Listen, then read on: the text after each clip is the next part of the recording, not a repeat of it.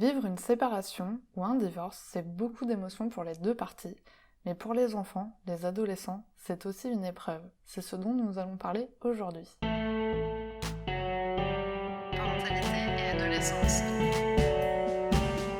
Parentalité et adolescence. Bonjour et bienvenue sur Parentalité et adolescence, le podcast qui vous donne des outils et des clés dont vous avez besoin grâce à des interviews d'experts sur divers sujets autour de l'adolescence. L'adolescence n'est pas obligée d'être synonyme de chaos, alors soyez joie, il y a des solutions. Avant de commencer, si vous n'êtes pas abonné à la chaîne YouTube, n'hésitez pas à le faire dès maintenant pour ne pas manquer les prochains épisodes. Je vous propose une interview de Maya Deleu, qui est assistante familiale depuis 15 ans et coach parental. J'espère que cet épisode vous plaira. Bonjour Maya! Bonjour. Alors pour commencer, pourriez-vous vous présenter s'il vous plaît? Oui, bien sûr. Alors tout d'abord, merci de m'avoir invitée. Ça me fait très plaisir. Donc je suis Maya Deleu, je suis, coach parental et également, cofondatrice de SOS Parents in Distress. Nous accompagnons, alors je dis «nous» parce que c'est ensemble avec mon conjoint Manu, nous accompagnons des parents qui ont des difficultés liées à l'éducation de leurs enfants. Alors, nous sommes parents nous-mêmes, évidemment, mais nous ne sommes pas juste des parents qui avaient envie d'aider d'autres parents. Je suis à la base enseignante éducation civique et mon mari, éducateur spécialisé. Mais nous sommes surtout également tous les 2 assistants familiaux, donc famille d'accueil, en fait. D'accord. Voilà et c'est cette expérience-là qui, voilà, qui nous a donné envie, d'aller un peu plus loin et de devenir coach pour aider non seulement les enfants, mais, aussi leurs parents.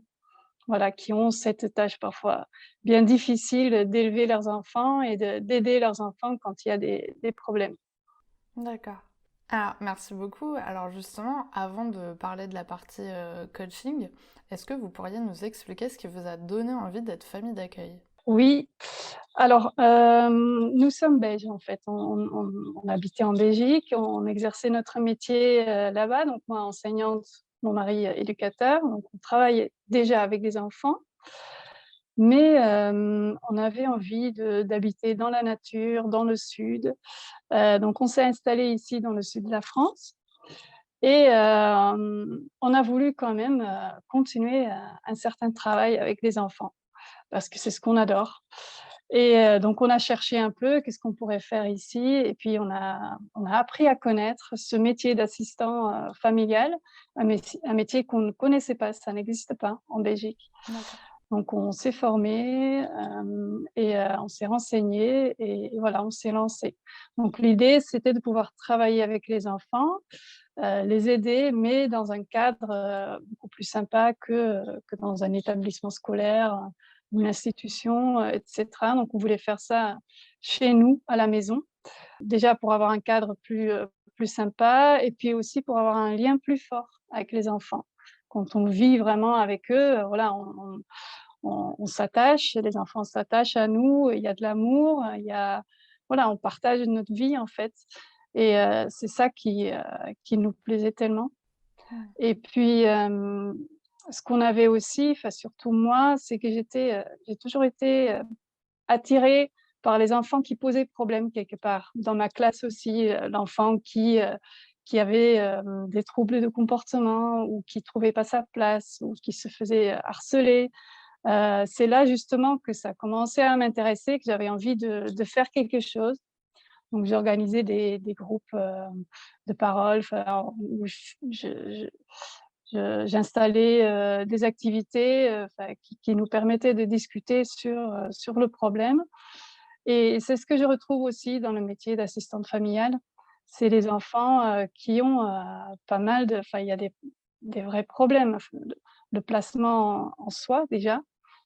C'est très douloureux, c'est une sacrée blessure et puis c'est les enfants qui ont, vécu des choses, graves, sinon ils seraient pas placés. Enfin, c'est des enfants qui étaient en danger. Donc voilà, tout ça, faisait que ça me motivait à fond pour faire ce métier parfois difficile parce que c'est du 24/24, on partage tout. Mais voilà, c'est ça qui m'attirait, le plus. Hmm. Et ça fait combien de temps du coup que vous êtes famille d'accueil? Alors ça fait 15 ans. Voilà, on a commencé en 2008.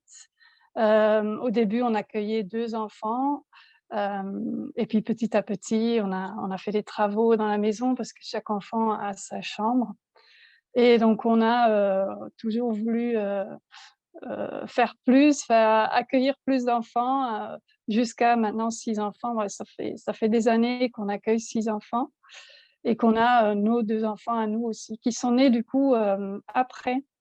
On faisait déjà le métier d'assistants familiaux et donc nos enfants sont nés là-dedans, en fait. Donc D'accord. nos enfants aussi ont ce lien très fort avec les enfants, même s'ils savent que ces enfants ne restent pas, parce qu'il faut peut-être que j'explique un petit peu. Les enfants qu'on accueille, il y a deux possibilités. Ou bien c'est les enfants qui ont été placés, par le juge des enfants. Donc il y a eu, une audience, le juge a décidé que pour ces enfants, ce serait mieux qu'ils soient placés pour une certaine période et puis c'est réévalué et cetera. Mais bon, il y a normalement toujours un retour dans la famille, dans la mesure du possible. En tout cas, c'est le travail que, l'aide sociale à l'enfance fait avec les parents. Donc ça peut être quelques mois, ça peut être plusieurs années. On a accueilli des enfants qui sont restés 10 ans. Mmh. Et parfois, c'est les parents eux-mêmes qui demandent en fait de l'aide, qui disent que: «Oui, là, on n'y arrive pas, il faudrait que nos enfants, soient placés le temps qu'on arrive à remettre les choses dans l'ordre». Voilà, parfois ils ont des graves problèmes qui font qu'ils ne peuvent pas bien s'occuper de leurs enfants. Mais donc là aussi, même si c'est le juge ou si c'est les parents, dans tous les cas, normalement, il y a un retour dans la famille et nous, on le sait. Même si on s'attache beaucoup à ses enfants, parfois il y a des bébés aussi qu'on accueille qui restent, voilà, enfin je me souviens d'une petite, elle avait 8 mois, elle est restée, jusqu'à 10 ans, enfin donc oui, c'est presque comme, enfin elle fait partie de la famille quelque part. Mais on sait quand même que voilà, un jour elle partira et voilà, ça c'est la difficulté aussi de ce métier. Ouais. C'est de savoir, voilà, il faut les aimer.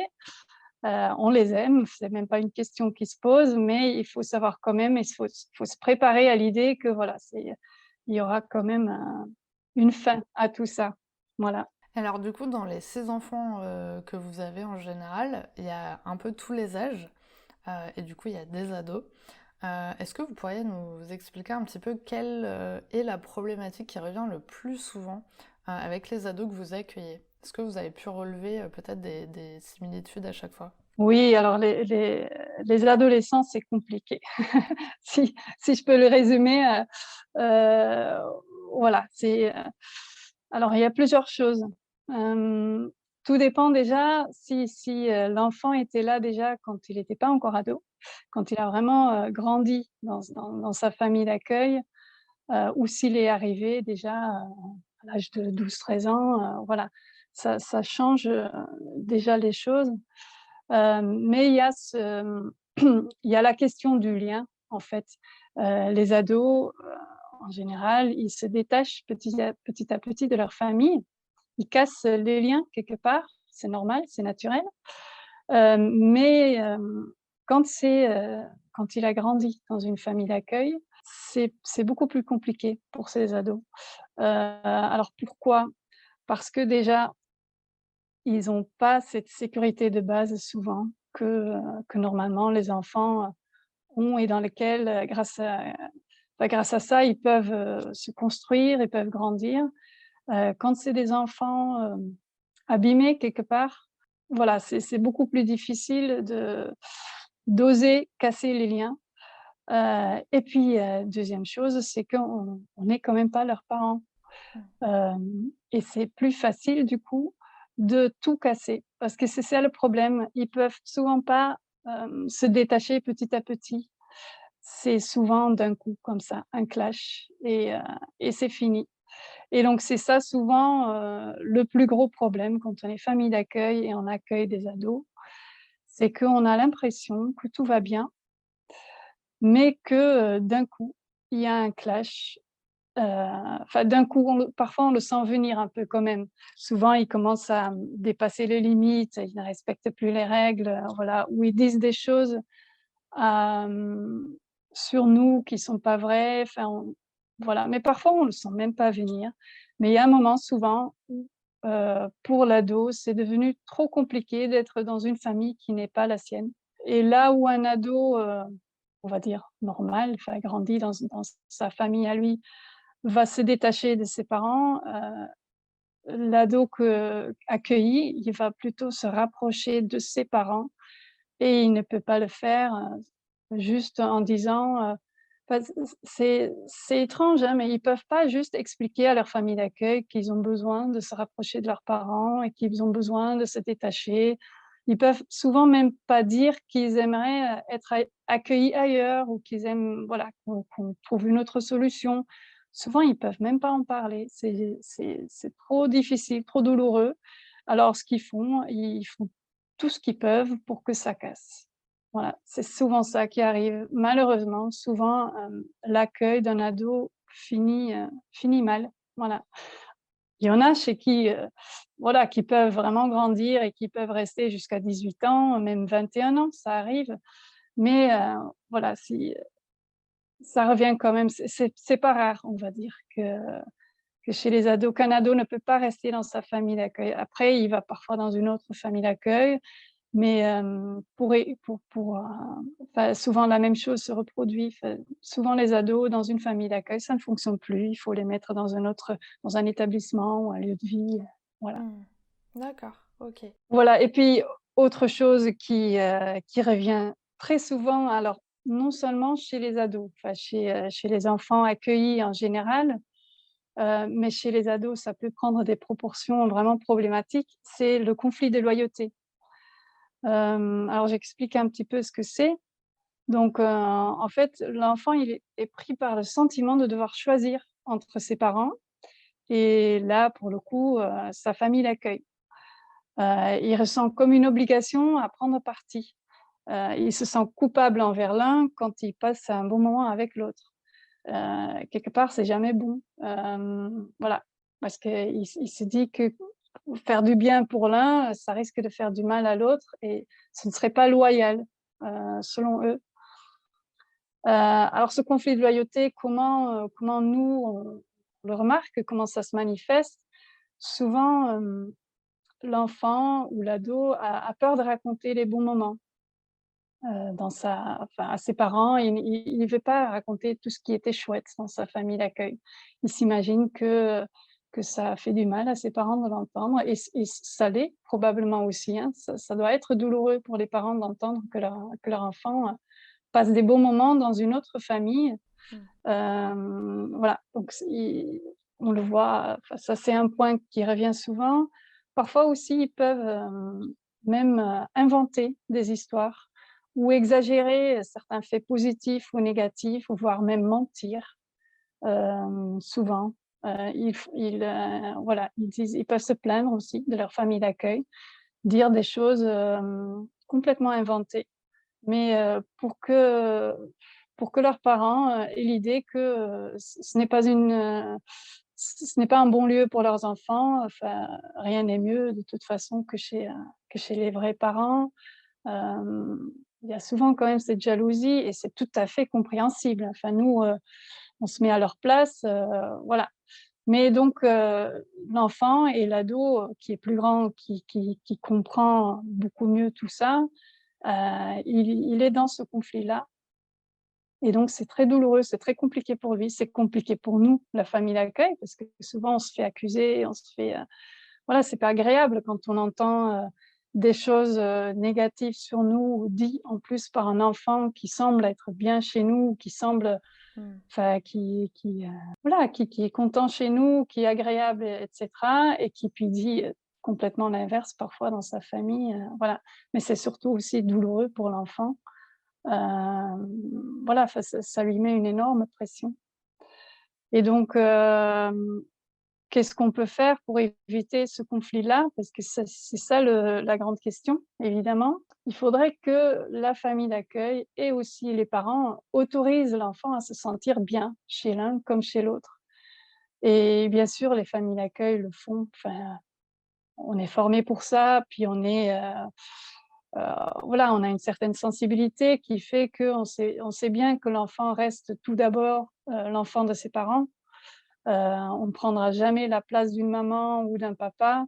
D'ailleurs, on n'y arriverait jamais. Un enfant, ses parents restent toujours tout là-haut, même s'il, grandit dans une famille d'accueil, pendant toute sa jeunesse, les parents, ça reste toujours voilà, c'est le premier lien d'attachement, même s'il y a des maltraitances et cetera. C'est quelque chose, c'est très, la nature, elle est, voilà, elle est bien faite. Mmh. C'est vraiment un lien incassable. C'est rare en tout cas qu'un enfant, veut se détacher complètement de ses parents ou n'aime plus ses parents, parce qu'il y a souvent ça aussi. Les parents, ils ont tellement peur de perdre l'amour de leurs enfants. Donc nous, on fait très attention à ça. On ne critique pas les parents, même s'il y a souvent des choses effectivement qu'on trouve qui sont pas bien, mais on ne le dit jamais à l'enfant, on le fait pas ressentir non plus, on fait très attention à ça. Mais par contre, pour la famille, pour les parents, c'est beaucoup plus difficile, et là, il y a donc ce conflit de loyauté, hein, de ne pas dire du mal de la famille d'accueil. Voilà, c'est ça qui nourrit vraiment ce conflit de loyauté qui fait souffrir tellement l'enfant. Mais voilà, voilà, la difficulté, elle est vraiment là. Il faudrait que les parents soient plus accompagnés pour comprendre ce qui se passe, ce que c'est ce conflit de loyauté et à quel point ça fait du mal à leurs enfants s'ils critiquent, les gens qu'ils aiment, parce que ces enfants aiment leur famille d'accueil malgré tout. Enfin, c'est voilà. Donc ça, c'est, le problème, vraiment le problème principal dans les accueils en général et puis chez les ados, c'est souvent ça qui fait qu'au bout d'un moment, ça devient insupportable pour cet ado de rester dans sa famille. Il y a trop de pression. D'accord. D'ailleurs, c'est ce conflit de loyauté aussi qui nous a donné l'idée de devenir, coach parental. Mmh. Parce que, voilà, on connaît très bien la douleur des enfants, issus de familles brisées. Et quand un couple se sépare, un couple de parents, voilà, pour les enfants, voilà, c'est similaire. Là, il y a une perte d'un parent, même si, les parents restent toujours là, ils peuvent plus vivre tous les jours avec leurs 2 parents. Donc cette souffrance-là, que nous connaissons tellement bien, voilà, c'est ça qui nous a motivés de faire ce travail de coach parental spécifiquement du coup, parce que c'est ce qu'on fait, spécifiquement pour les parents, qui se séparent et qui veulent préserver leurs enfants, qui Mmh. qui veulent tout faire pour maintenir le bien-être de leurs enfants malgré tout. Mmh. Eh bah, c'est parfait parce que justement, on va en parler maintenant. Du coup, de ce fameux conflit de loyauté qui revient dans la situation du coup de parents séparés, parce que ce mois-ci sur le podcast justement, on parle de familles recomposées. Donc, quand il y a eu recomposition, il y a forcément eu séparation à un moment donné, qui s'est peut-être bien passé ou pas du tout, on ne sait pas.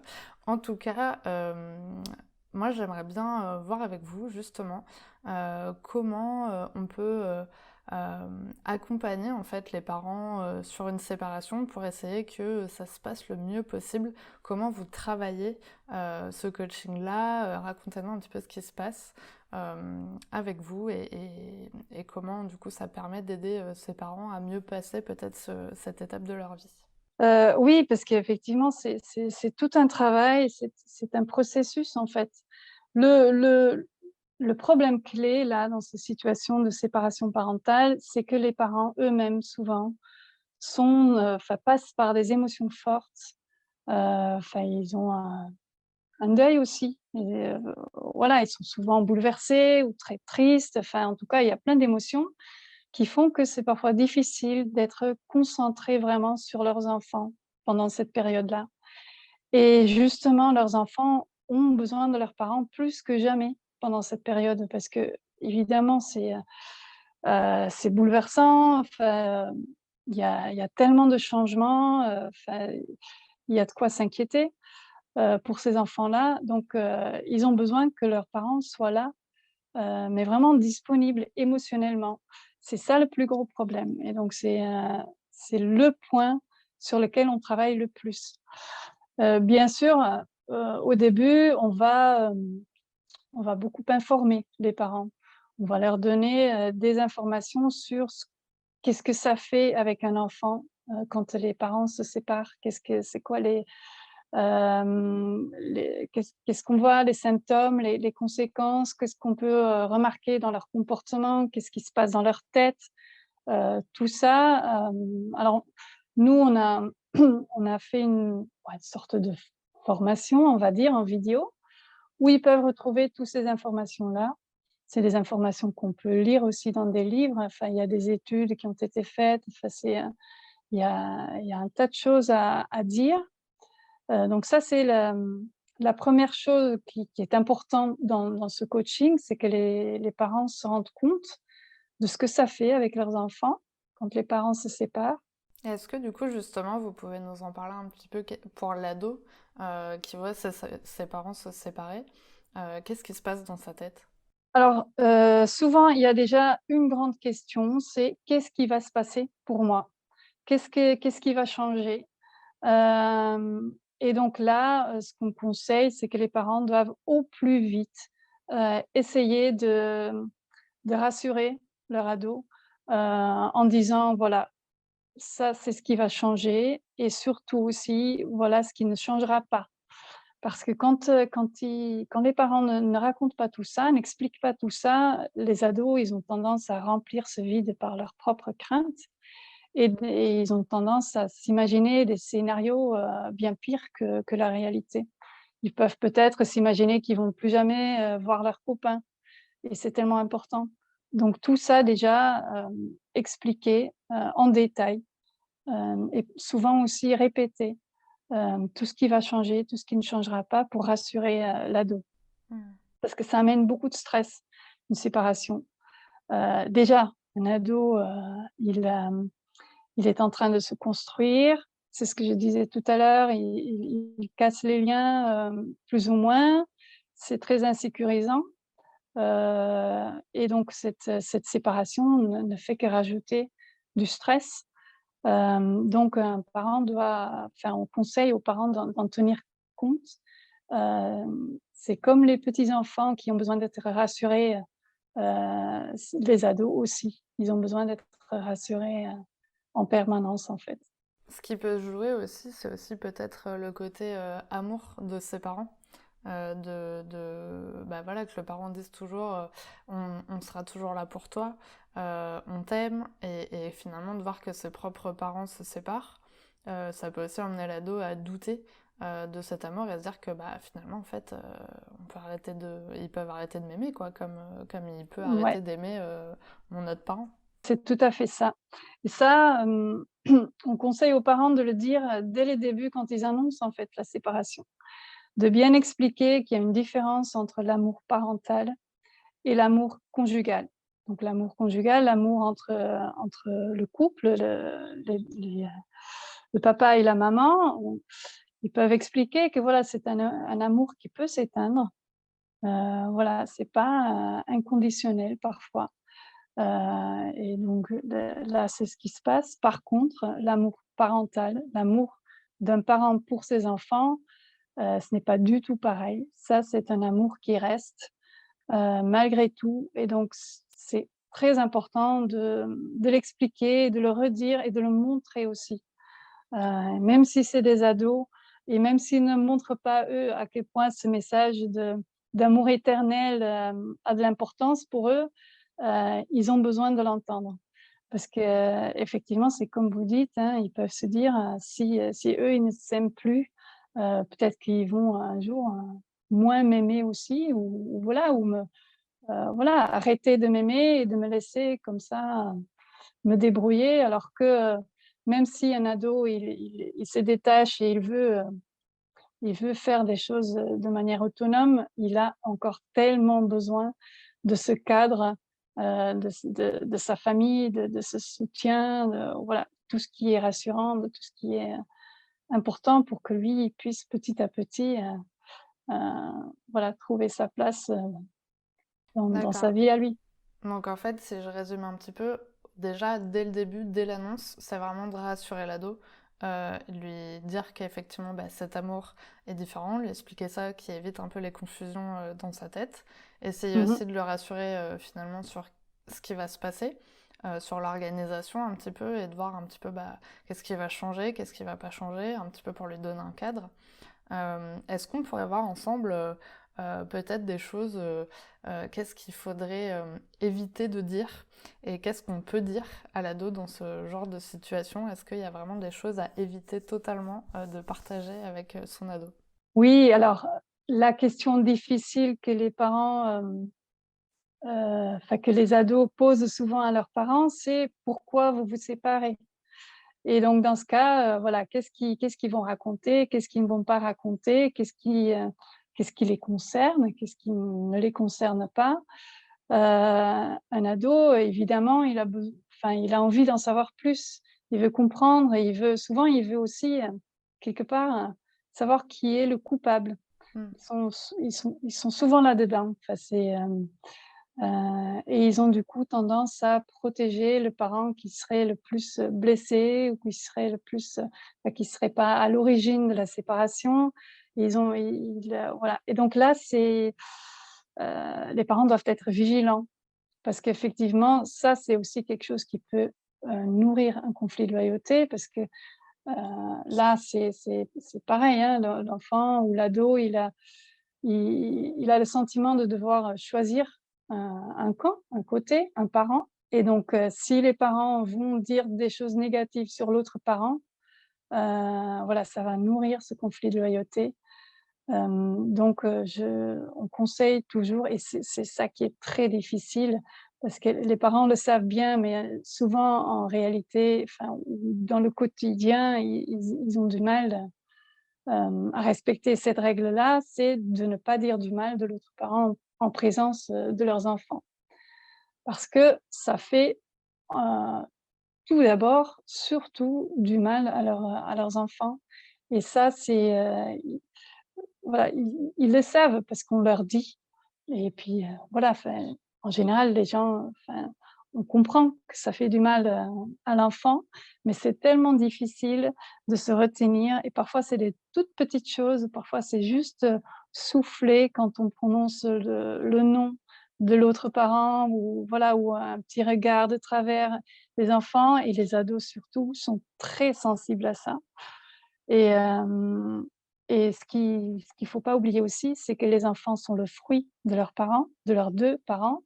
Donc quand on va dénigrer, l'autre parent ou se plaindre de lui, ou enfin, voilà, enfin, dire des choses négatives sur cette personne-là, cette personne, c'est la moitié de leur enfant. Enfin, en tout cas, lui, il le voit comme ça, et donc du coup, on critique son enfant indirectement. En tout cas, souvent, il le perçoit comme ça. Donc Hmm. ça aussi, c'est une raison de, voilà, quand on annonce la séparation ou quand on parle de la séparation avec son ado, heu, vraiment essayer de ne pas dire du mal de l'autre parent. Essayer de garder cette image, une image plutôt positive malgré tout. Aller chercher tout ce qui était bien, ou tout ce qu'on apprécie chez cette personne-là. Hmm. Parce que voilà, son ado, il s'identifie à son parent, à ses 2 parents, voilà. Et tout ça, c'est un travail qu'on fait, quand on fait les coachings. D'accord. Ouais, donc plutôt d'essayer de faire front commun en disant, on n'est plus ce couple euh, conjugal et amoureux. En revanche, on reste toujours le couple parent, enfin du moins la team parent pour cet ado, et du coup essayer de faire la part des choses pour l'enfant et pour que ça se passe le mieux possible pour lui. Oui, et surtout aussi, continuer à communiquer parce que voilà, le couple, amoureux n'existe plus, mais le couple parental, reste là, même après la séparation, et donc ils ont toujours ce travail à faire pour leurs enfants, et ça, l'ado, il a besoin de l'entendre aussi, que ses parents vont continuer à s'occuper d'eux tous les 2, que ça reste. Et même si parfois c'est difficile, s'il y a des désaccords, ils doivent savoir qu'il y a une communication, une vraie communication autour d'eux. C'est ça qui est rassurant. D'accord. Après, autre chose qu'on remarque beaucoup chez les ados quand il y a une séparation, c'est la colère.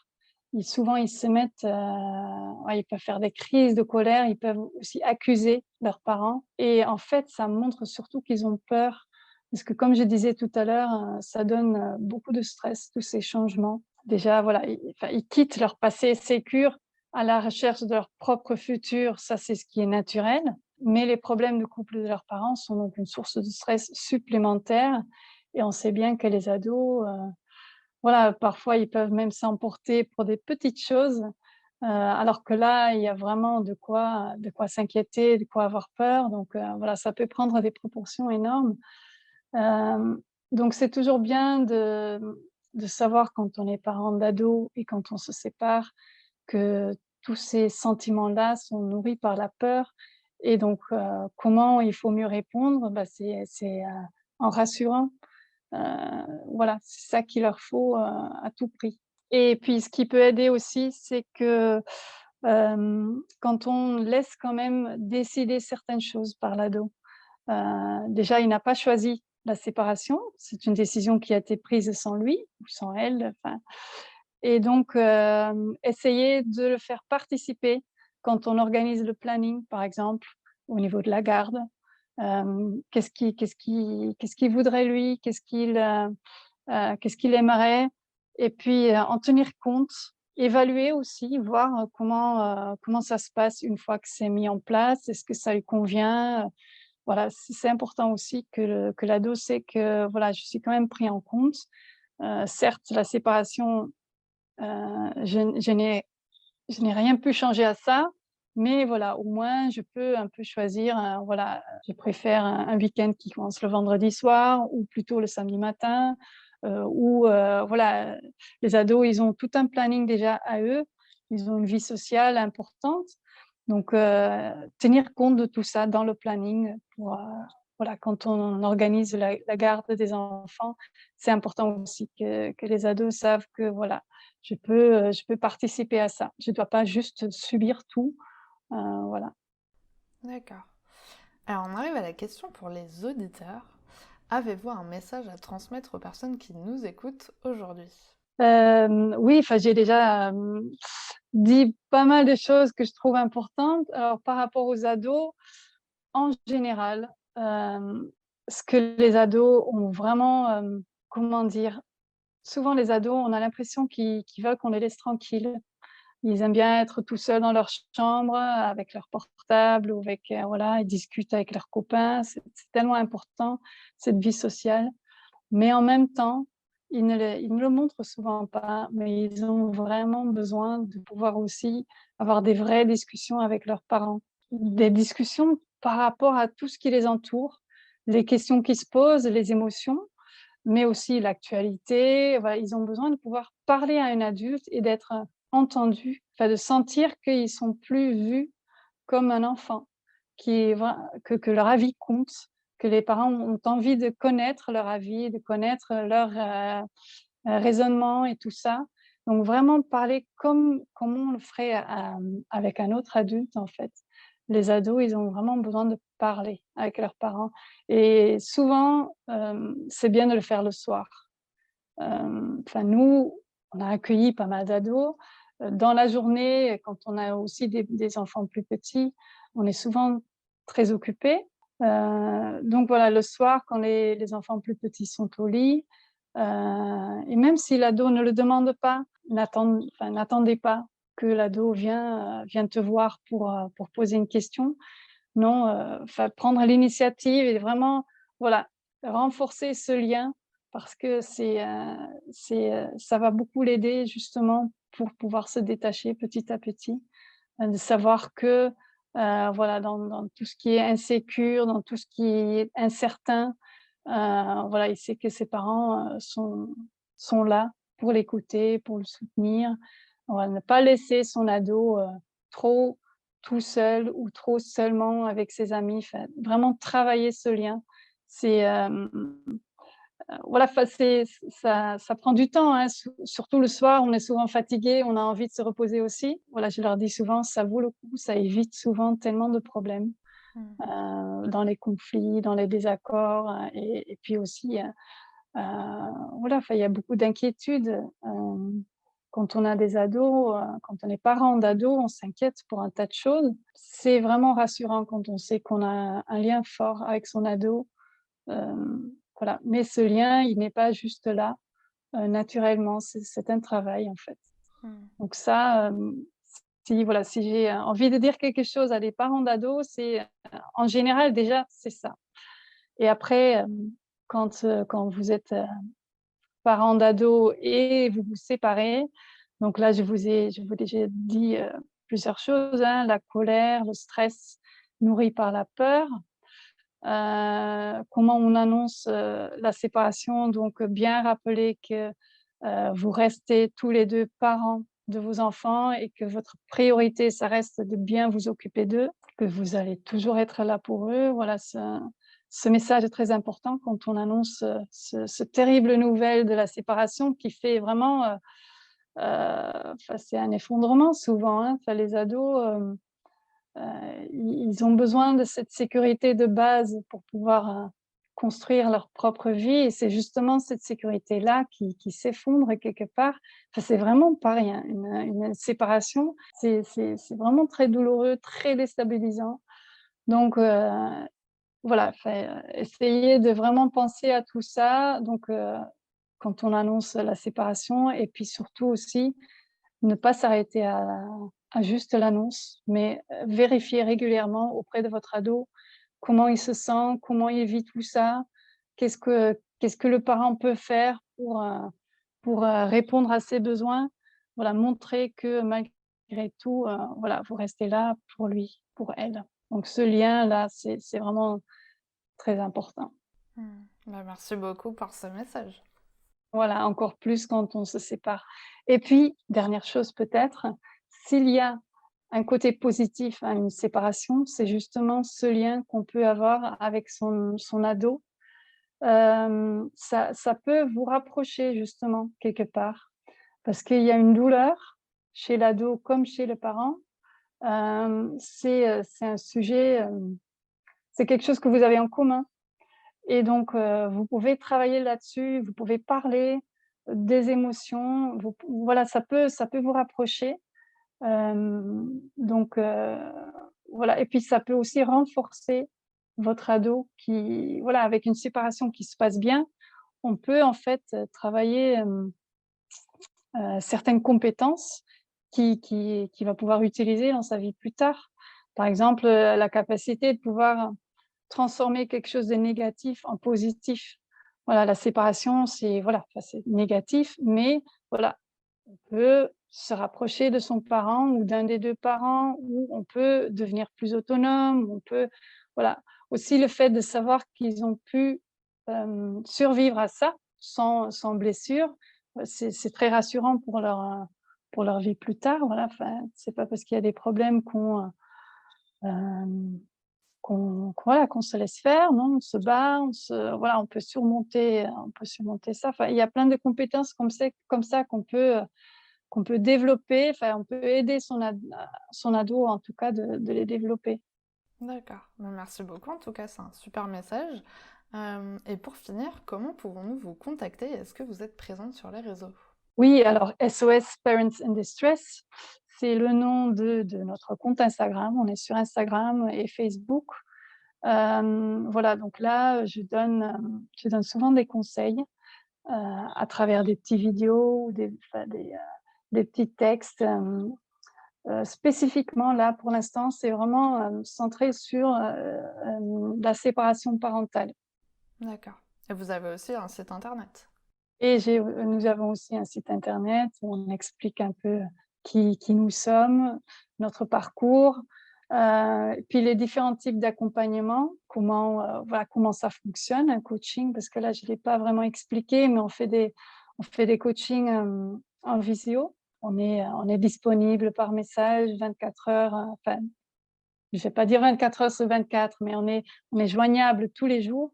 On répond dans la journée, on est vraiment voilà, notre vision d'un coaching pour les parents, c'est vraiment ça, c'est d'être disponible, d'être vraiment là au moment où ça ne va pas, et de faire ce travail, chez eux quelque part.